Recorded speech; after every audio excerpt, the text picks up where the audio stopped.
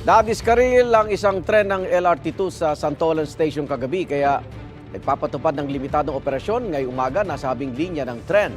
Live mula sa Quezon City, may unang balita si James Agustin. James!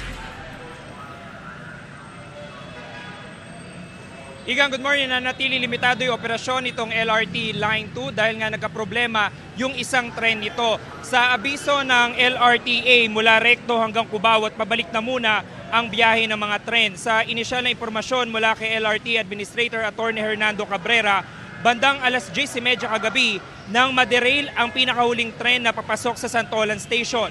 Nawala sa riles ang unahang gulong nito kaya tumama ang harapang kaliwang bahagi ng tren sa kanto ng platform. Bandang alas 2:14 na madaling araw na maisaayos nila ang gulong ng tren. Pero kailangan pa i-clear ang linya kaya nagpatupad muna ng limitadong biyahe. Kailangan din daw i-check at ayusin ang track switch.